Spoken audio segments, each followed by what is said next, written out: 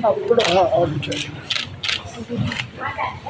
Fresh आ रहा है ठीक है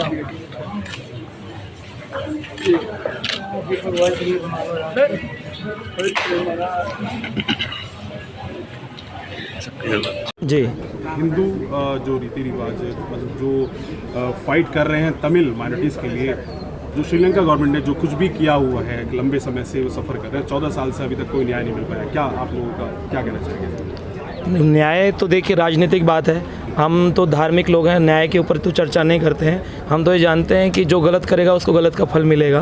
भगवान से बड़ा न्याय किसी का नहीं है। जब भगवान की जो लाठी है ना उसमें आवाज़ नहीं होगी लेकिन उसका फल पूरा मिलता है। तो जो लोग गलत करते हैं उनको गलत का फल मिलेगा। लेकिन आज अगर हम ऐसे मैसेकर्स, इस प्रकार के जनसंहार जो नरसंहार हो रहे हैं, इसको अगर रोकना चाहते हैं तो मैंने जैसे मंच पे भी कहा कि आवश्यकता है अध्यात्म को बढ़ाने की। लोगों को हम भारतीय में भी, और चाहे वो तमिलियन हो चाहे कहीं पर भी हो, श्रीलंका में हो या बांग्लादेश में हो, सबको भगवद गीता शास्त्र पढ़ाए जाएँ।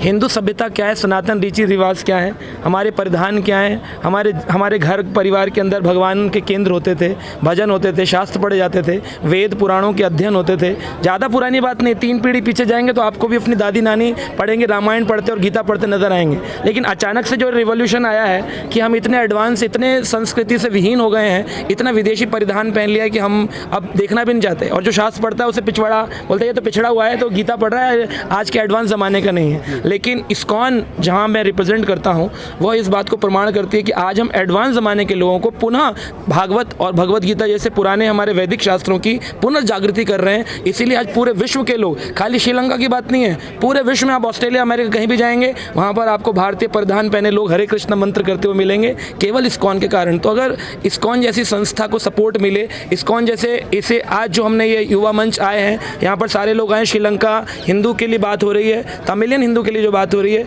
हम पूरे विश्व हिंदू के लिए बात करते हैं कि सबको ग्रंथ पढ़ाए जाएं, गीता का ज्ञान दिया जाए, सब लोगों के रीति रिवाज घर के अंदर पुनर्जागृत की जाए। फिर देखेंगे आप, फिर बोलने की जरूरत नहीं पड़ेगी, कोई आयोजन की जरूरत नहीं है। एक गलती करो 50 हिंदू खड़े हो जाएंगे आकर के।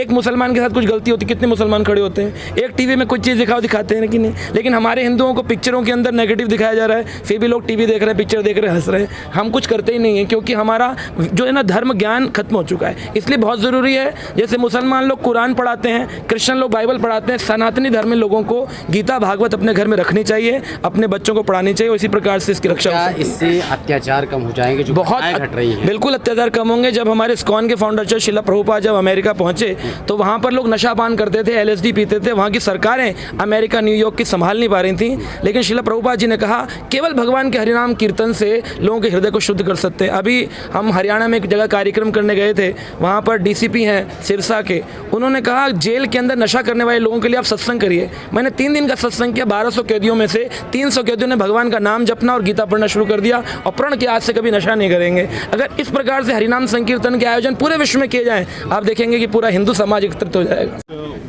Violation about Tamil minorities in Sri Lanka.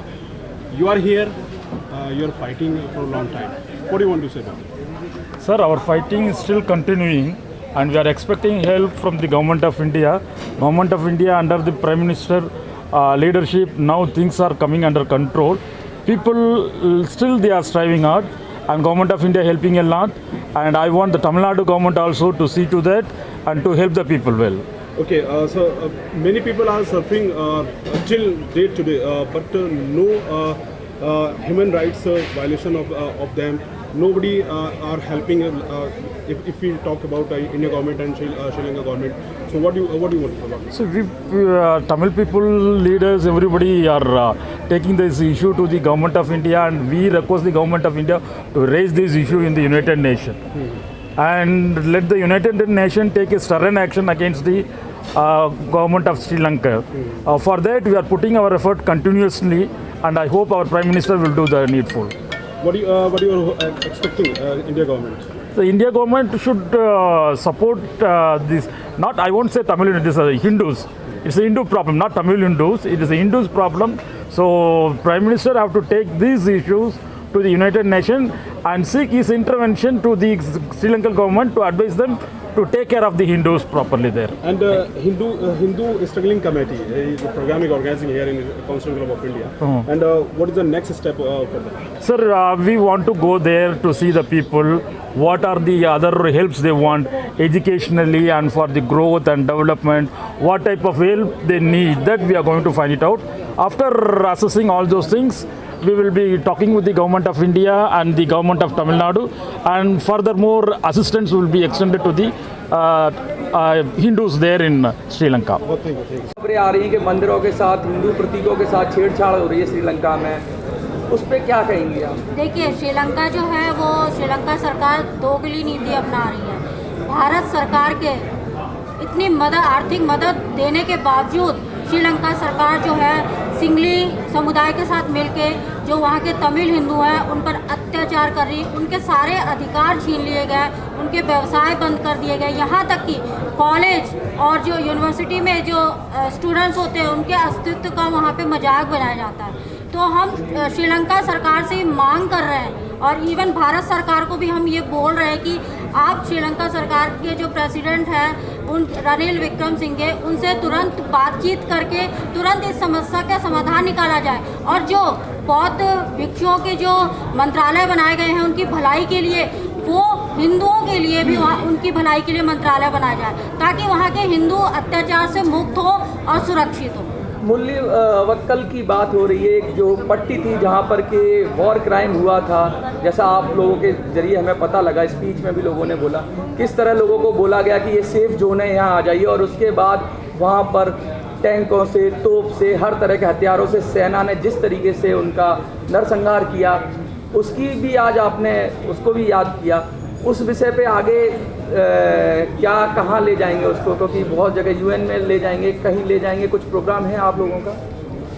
ये जो मामला है ऑलरेडी यूएन में चल रहा है और इसके ऊपर वहाँ पर उनको बुलाया दिया गया था, कॉल भी किया गया था। और ये मामला सिर्फ नरसंहार का नहीं है, ये मामला जो है वो न्याय का है। हज़ारों के हज़ारों निर्दोष लोग मारे जाते हैं और उनको न्याय आज तक नहीं मिला है। उनके न्याय के लिए हम लोग इकट्ठा हुए हैं और ऐसे लोग जिनको एकदम से मार दिया गया, जिसे कहते हैं अननेचुरल डेथ, और मारने के पीछे प्लांट वे में मारा गया उनको।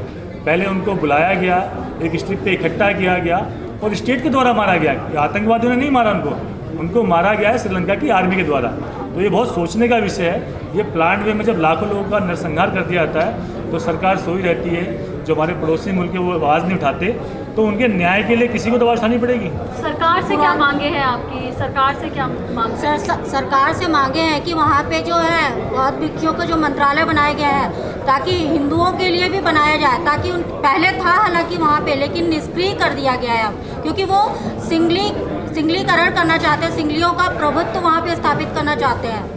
प्रभुत्व स्थापित करने की बात तो मैडम बाद में करेंगे, अभी श्रीलंका को छोड़ दें और बात करें भारतवर्ष की, तो अभी पालघर की घटना देख सकती हैं आप सामने में, तमिल में हो रहा है और अभी मणिपुर में हुआ। इस प्रकार की घटनाएं दिन प्रतिदिन बढ़ती जा रही है। उसको लेकर हिंदू संघर्ष समिति जो है हमेशा हिंदुओं के लिए हमेशा संघर्षरत रहा है, हमेशा साथ खड़ा रहा है, उनको हमेशा ही सपोर्ट करता रहा, उनके समर्थन में। ऐसा नहीं है कि केवल हम श्रीलंका के लिए कर रहे हैं, बांग्लादेश, पाकिस्तान और हिंदुस्तान के लिए भी हमेशा ही संघर्षरत रहा है, उनके समर्थन में आगे आया है। हिंदू जो है काफ़ी सहिष्णु होता है, ये आखिर सहिष्णुता कब तक चलती रहेगी? सहिष्णुता तो देखिए, what do you mean to say, मतलब सहने की आदत, सभी को साथ में लेकर चलने। एक लिमिट तक सहा जा सकता है ना, जब पानी सर से ऊपर हो जाए तो सहा नहीं जा सकता। फिर मतलब सहते सहते तो फिर एक कहते हैं ना कि हिंदुस्तान को सेकुलर का पाठ पढ़ा के उनको चुप करके बैठा दिया जाता है, लेकिन सहने की भी एक लिमिट होती है, उससे ज़्यादा हम नहीं सह सकते। जब ज़्यादा नरसंहार हो रहा है, मार पीट दिया जा रहा है, गायब कर दिया जा रहा है, हिंदू बहन बेटियों के साथ बलात्कार किया जा रहा है, तो सहन शक्ति नहीं रहती उस टाइम। फिर जो कुछ भी अभी तक हुआ है और आज जो कुछ हो रहा है और आने वाले भविष्य में जो कुछ होगा, हमें उस पर भी चिंता करनी है।